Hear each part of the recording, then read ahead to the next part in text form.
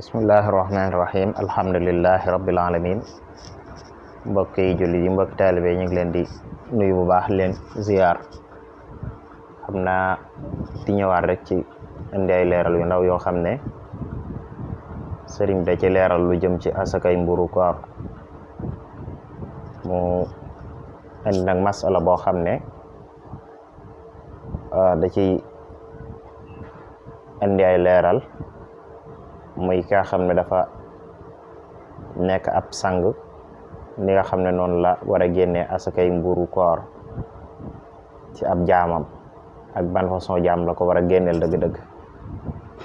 seen wax ne al abdu ala thalathati awjuh jaam buñ ko waxee ci ñetti façon anam lay amee jaam nag mooy koo xam ne dañ ko jàpp ci xare ca jamono yi nga xam ne amoon na loolu lañ ci jublu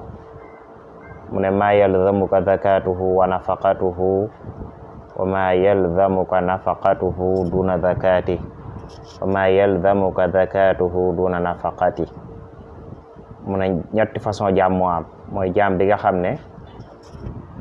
génne azakaam day nekk ci saw loos nga war koo génneel azakay mburu koor ak dundamit nekk saw loos kooku benn la ci ñetti façon jaam yi ak koo xam ne moom dundal ko daf laa war dundal ko daf laa war waaye nag azaka moom warut ci yow nga génneel ko ak koo xam ne génneel ko azaka war na la waaye dundal ko nag warul la mu ne fal awwalu al abdu al mu'minu al faqir ki nga xam ne danga ko war a dundal war ko génneel azaka mooy jaam bi nga xam ne dafa nekk ab jullit ba pare nekk ku ñàkk kooku ñaar yëpp day war ci yow wa thani ñaareel bi al abdu al kafir jaam bi nga xam ne dafa nekk ab yeefar mooy ki nga xam ne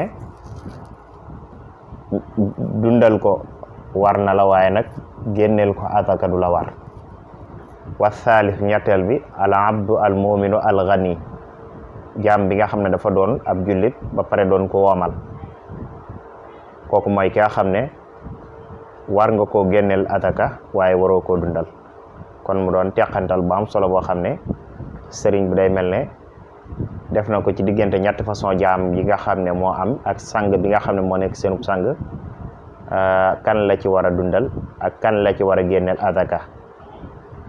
kon ñoo ngi jégglu assalaamu aleykum wa rahmatullah wa barakatuhu